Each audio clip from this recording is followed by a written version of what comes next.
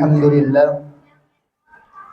الحمد لله الذي جعل الإسلام طريقا سويا وعدل للمتمسكين به وينهون الفساد مكانا عليا. أشهد أن لا إله إلا الله وحده لا شريك له شهادة من هو خير مقاما وأحسن نديا. وأشهد أن سيدنا محمدا عبده ورسوله المتصف بالمكارم كبارا وصبيا. اللهم صل وسلم على سيدنا محمد كان صادق الوعد وكان رسولا نبيا وعلى آله وصحبه الذين يحسنون إسلامهم ولم يفعلوا شيئا فريا. أما بعد فيا أيها الحاضرون رحمكم الله أوصي نفسي وإياكم اتقوا الله فقد فاز المتقون فلا تموتن إلا وأنتم مسلمون. فقد قال الله تعالى في القرآن الكريم وهو أصدق القائلين أعوذ بالله من الشيطان الرجيم بسم الله الرحمن الرحيم يا أيها الناس اتقوا ربكم الذي خلقكم من نفس واحدة وخلق منها زوجها وبث منهما رجالا كثيرا ونساء واتقوا الله الذي تساءلون به والأرحم إن الله كان عليكم رقيبا. يا أيها الذين آمنوا اتقوا الله وقولوا قولا سديدا يصلح لكم أعمالكم ويغفر لكم ذنوبكم ومن يطع الله ورسوله فقد فاز فوزا عظيما. وقال أيضا في آية أخرى لا ينهاكم الله عن الذين لم يقاتلوكم في الدين ولم يخرجوكم من دياركم إلى آخر الآية. صدق الله العظيم وبلغ رسوله النبي الكريم ونحن على ذلك من الشاهدين والشاكرين والحمد لله رب العالمين. Ma'asyiral muslimin, sidang jamaah Jumat yang insyaallah dirahmati Allah Subhanahu wa taala. Pertama-tama marilah kita senantiasa mengungkapkan rasa syukur kita kepada Allah Subhanahu wa taala dengan menggerakkan lisan yang tidak bertulang ini seraya mengucapkan kalimat hamdalah, karena dialah Allah yang telah memberikan kita kekuatan, yang telah memberikan kita kesehatan, dan yang telah memberikan kita keimanan sehingga kita dapat melangkahkan kaki kita, mengayunkan tangan kita menuju panggilannya di hari yang penuh mubarakah ini, di tempat yang penuh kemuliaan ini. Oleh karenanya kita mesti bersyukur atas segala yang telah diberikan oleh Allah Subhanahu wa taala kepada kita. Sebab banyak saudara-saudara kita di luar sana mungkin hendak hadir duduk memenuhi panggilan Allah pada hari Jumat ini, akan tetapi karena tidak diberikan kesehatan sehingga mereka hanya terbaring lemah di sana. Pun demikian, banyak saudara-saudara kita mungkin di luar sana yang mendengarkan lantunan azan namun tidak digetarkan hatinya, tidak diberikan keimanan oleh Allah sehingga masih saja sibuk dalam urusan dunianya. Oleh karenanya kita yang hadir di sini telah mendapatkan nikmat yang begitu banyak, nikmat yang sangat luar biasa, yang dimana nikmat tersebut tidak ada nilainya di sisi kalau kita mau nilai secara materi. Pun demikian, salawat serta salam kepada sesosok manusia yang pernah terlahir di permukaan bumi ini. Dia adalah sesosok Nabi dan Rasul yang terakhir diutus oleh Allah Subhanahu wa taala. Beliau merupakan sesosok pahlawan revolusi yang tidak pernah korupsi, adil dalam kepemimpinannya, belahan hati Siti Aminah, belahan jiwa Siti Khadijah, parit panji Mekah Madinah, intan berlian dalam surga, yakni Nabi Allah Muhammad sallallahu alaihi wasallam. Allahumma shalli wa sallim. Ma'asyiral muslimin, sidang jamaah Jumat yang insyaallah dirahmati Allah Subhanahu wa taala, pun tidak lupa untuk mengawali khutbah ini tidak bosan-bosannya khatib mengajak kepada diri pribadi dan mengajak seluruh jamaah untuk senantiasa meningkatkan ketakwaan kepada Allah Subhanahu wa taala, yang dimana kita dapat menjalankan segala perintahnya dan menjauhi apa-apa yang dilarangnya. Ma'asyiral muslimin, sidang jamaah Jumat yang insyaallah dirahmati oleh Allah Subhanahu wa taala, akhir-akhir ini kita menyaksikan fenomena yang sangat menyedihkan, di mana ada sebagian kecil orang Indonesia tidak mengakui yang namanya NKRI, Pancasila, dan simbol-simbol negara yang lainnya. Padahal sebagai bangsa sekaligus sebagai umat Islam mesti mencintai tanah air dan lingkungannya. Hal ini sesuai dengan diajarkan oleh Nabi Allah Muhammad SAW, yang beliau sendiri sangat mencintai kota Mekkah dan kota Madinah. Dan hal tersebut termaktub di dalam kitab Sahih Bukhari, nomor hadis 5895, yang diriwayatkan oleh Aisyah radhiyallahu taala anha, bahwasanya Rasulullah sallallahu alaihi wasallam pernah berdoa, Allahumma habbib ilainal Madinah kama habbibna Makkah aw asyad. Suatu ketika Nabi sallallahu alaihi wasallam berdoa, ya Allah, berikanlah kecintaan kami terhadap Madinah sebagaimana kecintaan kami terhadap Makkah, atau lebih cinta lagi. Dari hadis tersebut kita dapat memahami bahwa perasaan dan nilai cinta tidak lepas dari kasih dan sayang. Dari nilai itu kemudian timbul rasa memiliki. Dari rasa cinta itu memberikan hal yang terbaik. Kita berupaya untuk menjaga, merawat, dan melindungi sesuatu yang kita cintai dari hal-hal yang buruk. Cinta tanah air merupakan keadaan di mana masyarakat dengan kesadaran penuh mengekspresikan rasa sayangnya kepada negara dalam bentuk pengabdian, pemeliharaan, pembelaan, dan perlindungan dari segala hal yang merusak dan yang berbahaya. Anomali orang Indonesia yang mengingkari dan tidak mengakui bangsa dan negaranya hari ini menjadi pemandangan yang bisa kita saksikan. Betapa tidak, dia orang Indonesia yang hidup dan tinggal di Indonesia, mencari makan di Indonesia, minum, tidur, dan bahkan nanti ketika mati pun akan dikuburkan di bumi Indonesia. Namun sikap mereka yang menolak dan menganggap sistem negara ini tidak benar, tidak sesuai dengan ajaran agama Islam menurut pemahaman mereka. Pertanyaannya adalah, adakah ajaran agama Islam yang membolehkan umatnya untuk mencela? Adakah yang di dalam ajaran agama Islam ini mengajak kita untuk menghina dan merendahkan tanah air? Tentu saja tidak. Ma'asyiral muslimin rahimakumullah, sebagai makhluk yang diciptakan oleh Allah dan sekaligus sebagai warga negara Indonesia, kita mempunyai kewajiban untuk memiliki rasa cinta terhadap tanah air. Bahkan Allah Subhanahu wa taala menganjurkan kepada kita untuk mencintai tanah air. Karena jika kita tidak mencintai tanah air kita sendiri, maka kita termasuk orang-orang yang zalim, kata Allah Subhanahu wa taala. Dalam hal ini Allah Subhanahu wa taala mengungkapkan dalam surah Al-Mumtahanah ayat 8 sampai ayat 9.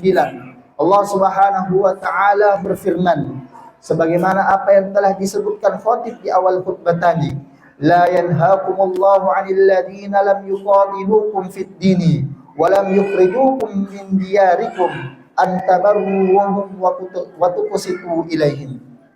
Allah tidak tidak melarang kamu untuk berbuat baik dan berbuat adil terhadap orang-orang yang tidak memerangimu dalam urusan agama dan tidak mengusir kamu dari kampung halamanmu. Innallaha yuhibbul muqsitin. Sesungguhnya Allah mencintai orang-orang yang berbuat adil.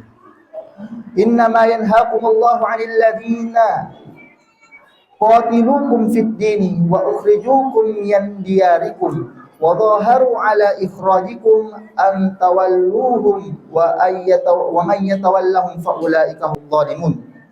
Akan tetapi Allah Subhanahu wa taala melarang kita untuk berteman akrab dengan orang-orang yang memerangimu dalam urusan agama dan mengusirmu dari kampung halamanmu dan membantu orang-orang lain dalam mengusir siapa yang menjadikan mereka sebagai teman akrab, maka merekalah orang-orang yang zalim.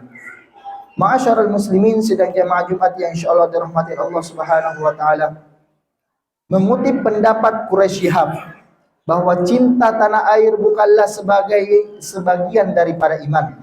Akan tetapi cinta tanah air merupakan sesuatu hal yang sudah ada di dalam diri manusia yang bisa dikenal dengan naluri manusia. Nabi Muhammad SAW mengajarkan bahwa beliau sangat mencintai kota Mekah, tempat kelahiran beliau. Pentingnya mencintai tanah air didasarkan pada sebuah peristiwa terkenal saat Nabi SAW diusir dari Mekah saat hendak meninggalkan Mekah. Belum mengharap Ka'bah seraya berdoa, seraya berkata, "Ma atyabuki min baladin wa ahabbuki ilayya." Demi Allah, sesungguhnya aku mengetahui bahwasanya engkau adalah tanah Allah yang paling dicintai, lembah yang terbaik yang ada di permukaan bumi ini, yang paling dicintai oleh Allah Subhanahu wa taala.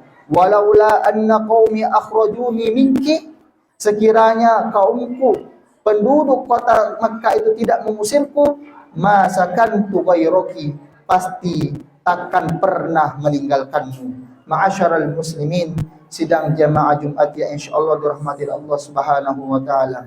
Perwujudan cinta tanah air pun juga dicontohkan oleh Nabiullah Ibrahim alaihissalam ketika memanjatkan doa di negerinya, sebagaimana yang diabadikan oleh di dalam Al-Quran dalam surah Al-Baqarah ayat 126.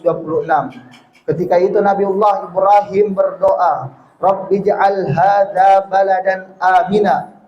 Ya Allah, jadikanlah negeri ini, negeri Mekah ini, baladan amina, adalah negeri yang aman. Warzuq ahlahu minas samarati man amana minhum billahi wal yaumil akhir. Dan berikanlah rezeki berupa buah-buahan, hasil tanaman tumbuhan yang bisa dimakan kepada penduduknya. Man amana billahi wal yaumil akhir, khususnya kepada orang-orang yang beriman kepada Allah dan kepada hari akhir. Doa Nabi Ibrahim tersebut memang secara spesifik untuk keamanan kota Mekah dan kesejahteraan penduduk di dalamnya. Namun hal tersebut merupakan bentuk ungkapan rasa cinta Nabi Ibrahim alaihissalam terhadap tanah airnya. Dalam tafsir Al-Misbah dijelaskan yang dimaksud dengan kata aman dalam lafaz baladan aminan, menggunakan lafaz aminan di sini dalam tafsir Al-Misbah, beliau menafsirkan bahwasanya berbagai macam bencana, aman dari berbagai macam bencana seperti banjir, gempa bumi, tanah longsor, dan lain-lain sebagainya. Selain berdoa agar kita diberikan keamanan, Nabi Ibrahim alaihissalam juga berdoa untuk kesejahteraan penduduk Mekah dari berbagai macam buah-buahan.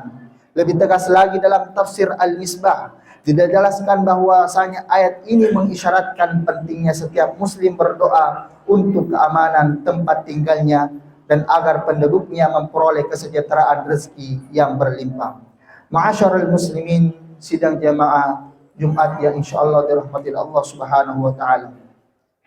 Sebagai umat Islam dan warga negara yang baik, sepatutnya kita harus menjiwai dan menyalami rasa cinta terhadap tanah air. Namun untuk menghayati rasa cinta tanah air bukan perkara yang mudah. untuk menjalankan hal tersebut membutuhkan kesabaran dan keteguhan hati. Hal itu disebabkan karena banyaknya tantangan dan ancaman yang datang dari dalam dan dari luar. Akan tetapi dengan tekad yang kuat, dengan hati yang ikhlas, dan dengan hati yang tulus, rasa sukar tersebut, rasa sulit tersebut untuk menimbulkan rasa cinta terhadap tanah air, maka hal tersebut bisa menjadi mudah. Pada era globalisasi ini, cinta terhadap tanah air masih sangat dibutuhkan. Kenapa demikian? Karena walaupun negara kita sudah merdeka dari penjajahan, namun kita memiliki kewajiban untuk menjaga kemerdekaan tersebut. Kita harus menjaga keutuhan bangsa ini yang telah diperjuangkan oleh para pahlawan. Memiliki rasa cinta terhadap tanah air itu tidak serta-merta dimiliki saat hendak menghadapi penjajah yang menjajah negara kita. Karena penjajah itu tidak hanya berbentuk fisik, akan tetapi terjadi pula dalam bentuk penjajahan terhadap suatu moral dalam bangsa. Seperti kita ketahui bersama, bahwa bangsa Indonesia dianugerahi oleh Allah kenikmatan yang sangat luar biasa banyaknya. Dengan keluasan wilayahnya yang terbentang dari ribuan kilo, dari Sabang sampai Merauke, luas samudra yang bermil-mil dalamnya, serta kekayaan alam yang bersumber daya yang ada, memiliki bahasa yang bermacam-macam, beragam jenis satwa, suku, ras, dan agama. Itu semua merupakan anugerah yang sangat besar yang Allah titipkan kepada bangsa Indonesia. Ma'asyiral muslimin, sidang jamaah Jumat yang insyaallah dirahmati Allah Subhanahu wa taala. Sikap mencintai tanah air merupakan bagian dari mensyukuri nikmat yang diberikan oleh Allah kepada kita. Sebagai wujud kesyukuran kita seharusnya dapat dimanifestasikan dalam bentuk perilaku yang positif dan berbuat untuk mempertahankan, menjaga, dan mengisi kemerdekaan. Di antara aktualisasi syukur atas kemerdekaan adalah tidak mengabaikan rahmat pemberian Allah Subhanahu wa taala atas kemerdekaan ini. Kemerdekaan yang didapatkan bangsa Indonesia merupakan kekuasaan Allah Subhanahu wa taala. Tidak terbantahkan ada campur tangan Allah atas kemerdekaan bangsa Indonesia. Di antara mensyukuri nikmat kemerdekaan sekaligus sebagai wujud cinta tanah air, di antaranya kita bisa mensyukuri lahir dan batin dengan menyadari bahwa kemerdekaan dan semuanya nikmat yang kita rasakan merupakan anugerah yang telah diberikan oleh Allah Subhanahu wa taala. Kemudian yang bisa kita lakukan adalah dengan cara bersyukur dengan lisan dan perbuatan atas kenikmatan kemerdekaan. Kita harus mampu berbuat baik dengan cara membalas kenikmatan sesuai dengan hak-hak kehidupan berbangsa dan bernegara. Sebagai penerus pejuang bangsa, kita harus mengisi kemerdekaan dengan perbuatan baik untuk bangsa dan negara. Di antara bentuk cinta kita kepada tanah air dan rasa syukur kita kepada Allah, kita dapat wujudkan dengan melaksanakan amanat para pendahulu bangsa, dengan tidak melakukan tindakan kejahatan, tidak melakukan korupsi serta manipulasi, dan merampas hak-hak hidup orang yang banyak. Sebaliknya, kita harus memupuk jiwa patriotisme dalam mengisi kemerdekaan dalam cara mengembangkan negeri ini dan memberikan banyak kebaikan kepada masyarakat yang membutuhkan. Ma'asyiral muslimin, sidang jamaah Jumat yang insyaallah dirahmati Allah Subhanahu wa taala.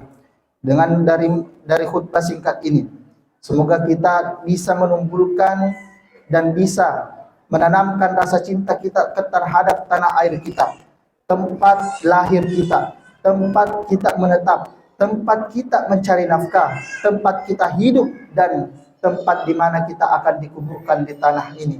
Olehnya itu, Islam sangat menjunjung tinggi untuk mencintai negara, untuk mencintai tanah airnya sendiri. Dan bahkan tadi yang telah disebutkan bahwa Nabiullah SAW pun sangat mencintai kota kelahirannya. Bagaimana dengan kita? kita tentunya mesti lebih mencintai dan mesti memberikan kontribusi yang positif kepada bangsa dan negara kita. Barakallahu li wa lakum fil Qur'anil azim wa nafa'ani wa iyyakum bima fihi minal ayati wa dzikril hakim wastaghfiru innahu huwal ghafurur rahim. Waktu bangkit jiwaku